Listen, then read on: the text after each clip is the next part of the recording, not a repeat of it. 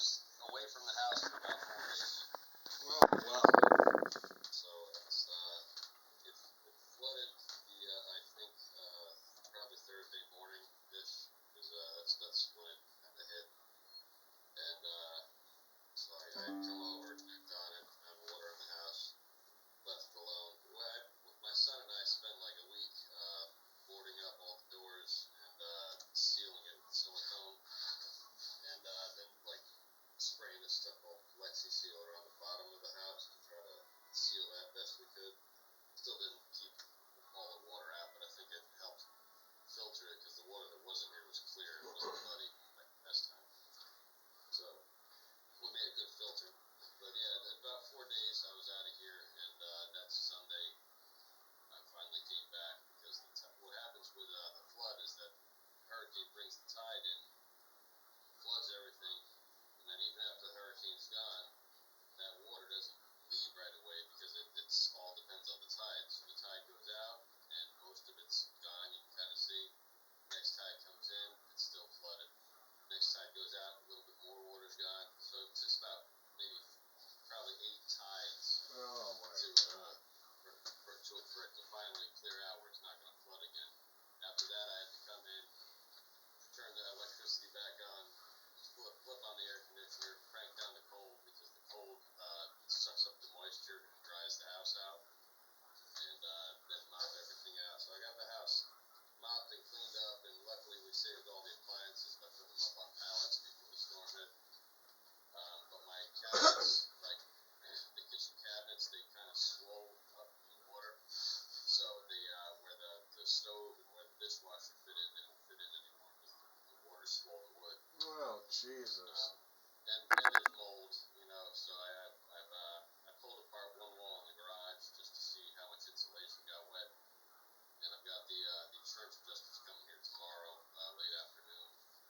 And so that's, he's going to look at the water line where the water was, which you can really see on the outside. On the inside, there's not many places you can see it, because I told you the water was pretty clear in here. But anyway, so that's why I pulled apart one wall, so you can see the insulation and see where the water was. And you can also see around the bottom of my cabinets where the mold is growing and where the wood is swollen, kind of get an idea where the water line was. After he's done doing his thing, then this weekend I'll start tearing apart all the walls. Man, that's a lot of work. Holy cow. And is your home insurance paying for any of this? Now, the flood insurance does it, but like the way the flood insurance works is that if it's over $40,000, the mortgage company wants a contractor to do it, where they want me to have inspections. They send me a little bit of money, I do a little bit of the work, they inspect the work, all that bullshit. So as a result of that, 2 years ago when I got flooded twice, they're still sitting on, the mortgage company's still sitting on $70,000 worth of insurance money that I never got, because I just never let them inspect the house. And they called me up and said, it's funny, like right after the storm, they're like, oh, are you ready for inspection? I said, I was, but then I just got flooded again. So the thing, I don't really give a shit, because as soon as I sell the house, that insurance company comes back to me anyway. So that's my whole deal. You guys hold it as long as you fucking want. When I finally sell this house, you're gonna have to send me a check. Jesus Christ. And then I hear a lot of complaints about people whose homes were flooded and the mold problem. Yeah, that's a panic thing. Yeah. And unfortunately, there's scammers down here that rely on that to panic people and make quick decisions. Mm-hmm. And so what they'll do is there's these cry-out companies down here that specialize in that. They'll come in and be like, oh, we got to get started right away because this mold is dangerous. I'm like, wait a minute. Aren't you the same assholes who vote Trump, don't believe in global warming, but you believe in black mold? Fuck you. So that's what I tell them straight up. I'm like, fuck you, get out of my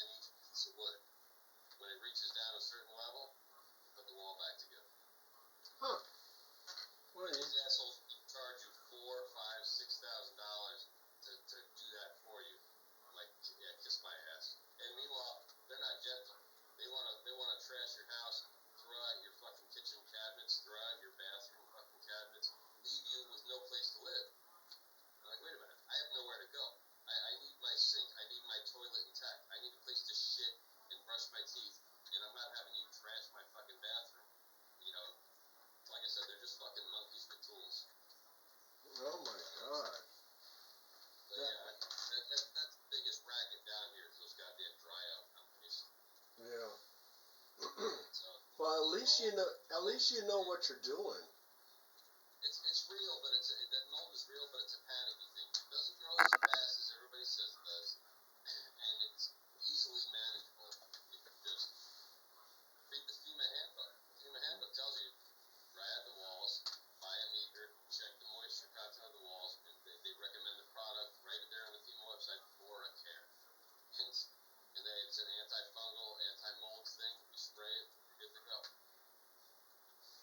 That's all they do. And they just come in and they have some pretty looking industrial fans. And like, I have 6 box fans and one old house fan that was like rewired, so it's nice and quiet but really powerful. Old house fan that's actually like on a stand. And I bought an ozone machine for $60 off of Amazon. Like the ozone machine kills everything, gets rid of any smells. The fans dry it out. Floor care, make sure the mold isn't going to come back. All you got to do then is cut your insulation to size, put it in, put the boards back up, and you're ready to go. And I even bought a little rechargeable Roby, like rad nailer they call it. These really thin nails. Puts that stuff up in like 2 seconds. Pop, pop, pop. Pop, pop, pop. Damn. Yeah, see, if that was me, I wouldn't know what to do. Jeez. Yeah, no choice but to learn. Because not only are they panicky, they're like, oh, they want to do it right away. But like, I don't have $4,000 for this. Like, oh, we have financing. Of course you do.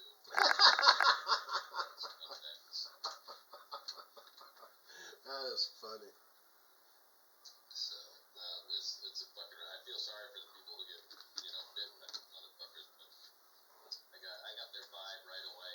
And even when this hit, my neighbors called me and they're like, "Oh, Phil, Dan across the street has a friend, and he was just telling you how important it is to get that mold out of there and get that house opened up. He's willing to help if you're." And I said, "Thank you, Sal. Thank you, Rich. I appreciate it." I said, "But is the power back on yet?"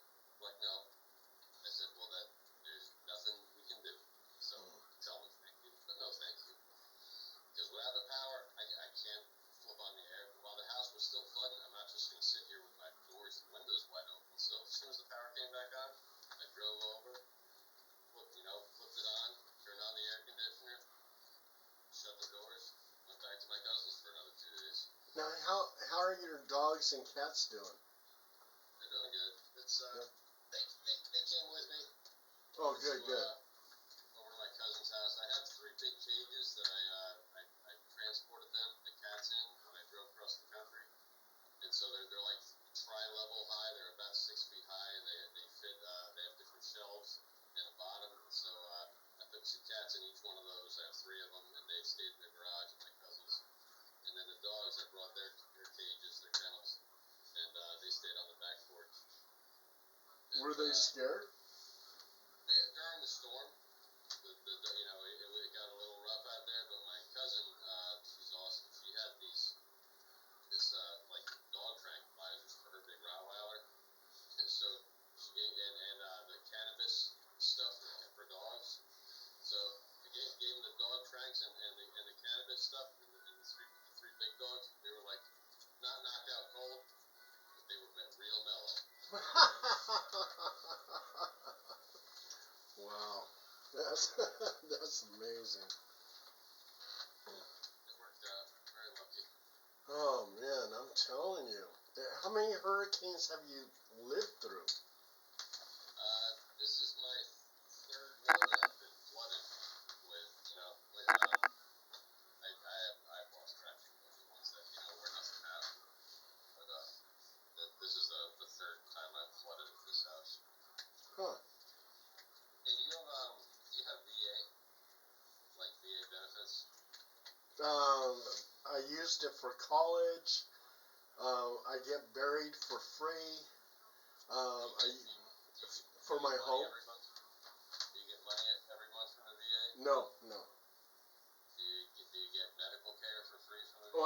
Oh, I didn't do 20 years in the military. You don't have to. If you want, I could say my cousin's husband was Army, and he told me all about how he got reevaluated by the VA, and he got 30% disabled, and so now they're giving him like $500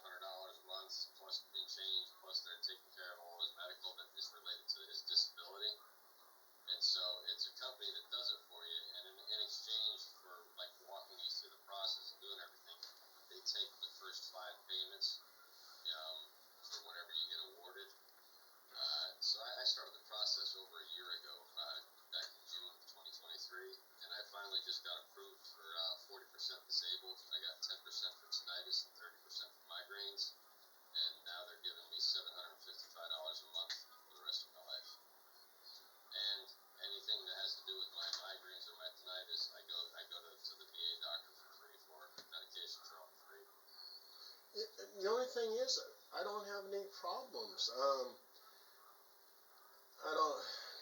don't get migraines. None of that. I mean, you don't have any physical things. Because besides that, I put in for both of my. But you were wartime. You were in the war, right? I'm not a combat veteran. So no, I didn't get it. Nobody ever shot at me. Okay, so how did you get disabled in the military? My job, where I worked, there was so much noise and everything. That basically, if you work in an environment where there's a lot of noise, where I worked, it was nothing but noise. The only noise we had was I was working undercover drug suppression team. The only noise I heard was disco music in the nightclubs. That's the only noise I heard. Were you ever injured? Huh? Were you ever injured? Did you ever break anything or sprain anything while you were in? No. It's up to you. I just did it as kind of like a Hail Mary shot. I'm like, all right, it doesn't hurt. If I get turned down, you don't owe them anything. So I just went through the process, and it worked out for me. Huh. I mean, okay, like I have a boss. I used to have a boss till I'm retired now. He was in the Marines, and he told me, yeah, you ought to sign up for disability, blah blah blah. But looking at my career in the Army, I was working as an undercover military policeman. I was just basically out there partying at the nightlife and buying drugs. And then I was in military intelligence, and we had a nice little cozy place that we worked at. I mean, it was like, I don't know what I could say that made me disabled. I mean, I don't know. My cousin broke his foot in boot camp, and so because they were talking razzing him about being from Louisiana and shit, he didn't go to medical until after he graduated boot camp, and since then his foot's been messed up his whole life, so he ended up getting 30% disabled just for that. Now on top of that, the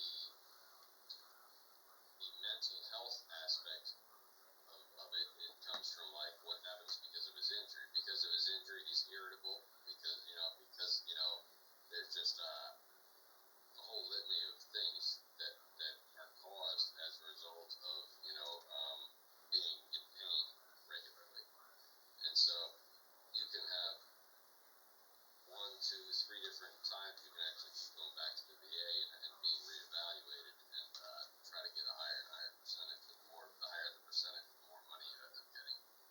Not to mention the medical benefits. Like he just had a colonoscopy for free through the VA, and that was like a $12,000 procedure. So, yeah. Anyways, I know you're military. If you're interested, I'll let you know the company. If you were never injured or you never did any heavy lifting No lifting, nothing. I mean, I basically, people were jealous of me because I had such a cushy little job. I mean, the only thing that was a threat to my life was all the people I was busting wanted to kill me. And that was about it. Did you spend a lot of time on the rifle range? Not that much. I mean, I made expert. Pistol range? Did you spend a lot of time on the pistol range? No. Oh, well, yeah, a little bit, but not that much. We spent 2 weeks a year at the rifle range and another 2 weeks at the pistol range. And so because of the noise from the weapons, I believe that and the mess hall working with all the noise with that. I believe that's why they gave me the tinnitus and the migraines. Yeah, now I'm trying to think. I went undercover in this one unit, which was 2nd AD Hell on Wheels, which is General Patton's own. In fact, I met General Patton Jr. He came by and he looked at my boots, and we're in formation, and he goes, "Did you polish your boots with peanut butter?" And I was like, "Oh shit!" And then also too, they took me out in the field, And I was working undercover. I infiltrated these barracks, Second AD Hell on Wheels in Fort Hood, Texas, and my last 6 months. And they took me out in the field. I got bitten by a spider. My hand swelled up, and General Patton was checking all these different soldiers who were in this hospital. And I told the doctor, I said, "Get me out of here," because I watched Patton the movie, and he slapped the shit out of that one soldier. So I said, "Get me out of here," because all I got is a spider bite. So the doctor got me. He goes, "Go, go." Yeah. So I don't know. Huh? Was he a 4-star general? I think when I was at Fort Hood, hey, come on, calm down, Irie. He was a 3-star. He actually made it higher than his father. I think was only a 2-star. I think they made it past that because he's all trouble first got into. Yeah. Let me see what's going on. Irie, hold on. Just Irie, come on. Irie, stop. There's no reason to be barking like that.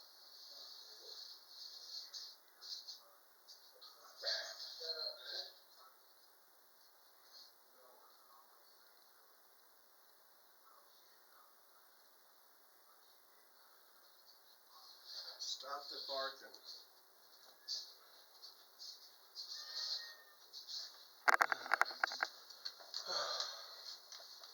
Here's that little rascal.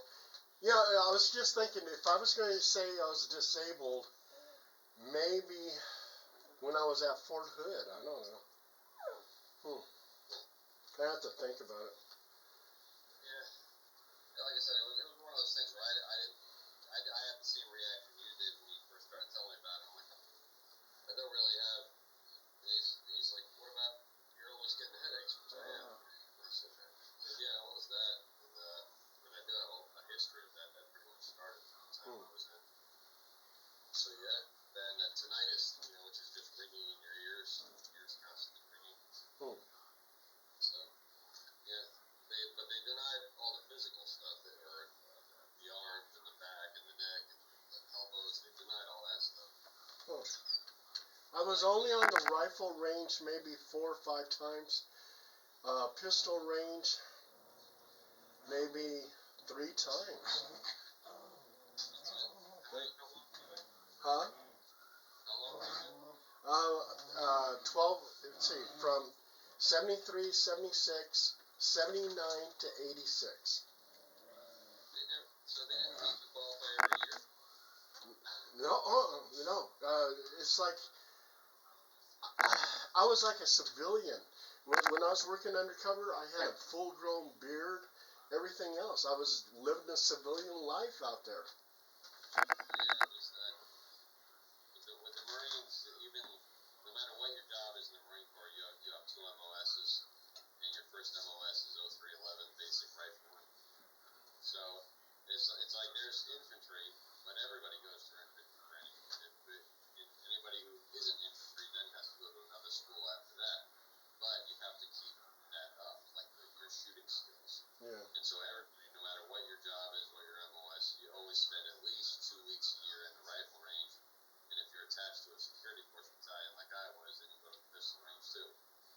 So it's just a lot of shooting. And my son was telling me, because my son's Air Force, and they get like a half a day to maybe a year of doing any type of rifle training. And we had 2 full weeks, and I was telling them, like, the first week, you don't even shoot. The first week they call it snap-in week.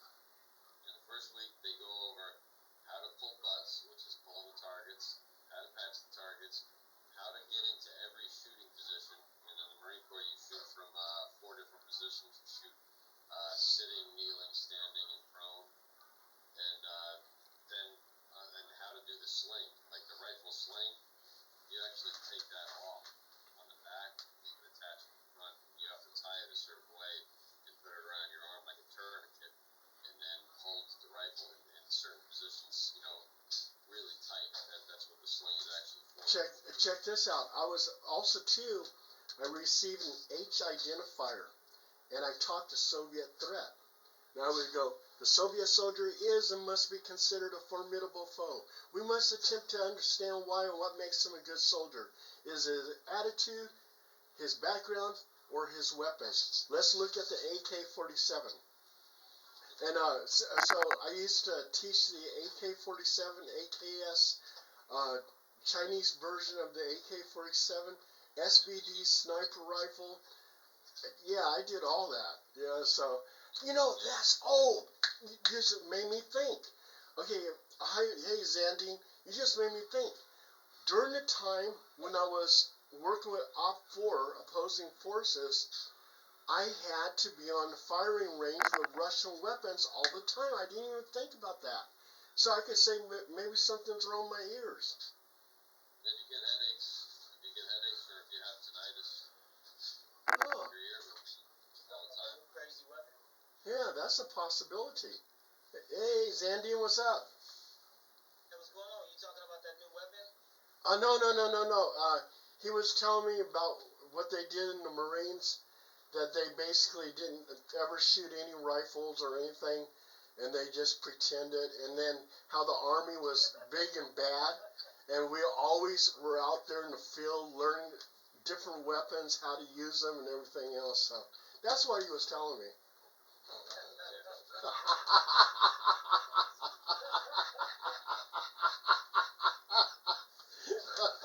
Yeah, he was saying that the Marines had a cushy job, you know. We were talking about VA benefits, and we were trying to get Paul, see if Paul had anything, and all the time on the weapon, that can affect your hearing and, cause tinnitus, migraines, things like that. And so we were just talking about how much actual time you spent on the weapon, my son is in the Air Force, and I was telling Paul, they're lucky if they get like a half a day a year of any type of training on a weapon, because it's not what they really do, but they're supposed to actually pick one up if need be the case, which is so weird. And then Paul tells me, oh no, we didn't do anything, or I only shot like 3 times in 10 years. And then all of a sudden he's like, oh, except for the time when we handled AK-47s and Chinese weapons and all this other shit. I forgot about that. Yeah, I forgot about. Oh my god. Yeah, send that to me. Send it to me. Yeah, let me look into that. Yeah. You heard about those new weapons they were talking about, that where the Russians were taking microwave and using acoustic sound to go ahead and make your brain, like what they did. They said they used it in Cuba, but you lose your hearing, you could go, you get neuropathy, you could go insane. They're saying that people are complaining that was being used, but I don't know. I thought you were talking about that. I've heard about, I think it's Havana syndrome, they're calling it, or Havana syndrome, is that what it's called? Oh yeah, the Havana syndrome. Yeah. All those people were hearing those different sounds. They didn't know where it originated from, and this was happening over in Cuba. And some of them, yeah, almost died from that. Brain deterioration, yeah, like different things happen to, like long-term effects. Yeah, that's crazy stuff. I totally believe that is possible. I mean, they've used sound as weapons before. Looks like our guest is here. Hey, there he is. Paul's head just disappeared. Hey Jeff, what's going on? Can you hear me? Jeff, can you hear me? Jeff Dyer, the author? Oh God. Jeff, can you hear me? Big time. Can you hear us, Jeff? I don't think Jeff can hear us. Jeff, can... You got a chat open with him, Paul? Yeah. Hey Jeff, can you hear me? Jeff. That's weird.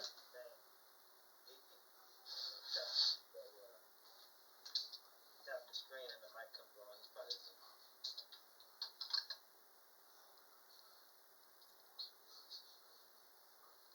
His microphone is muted.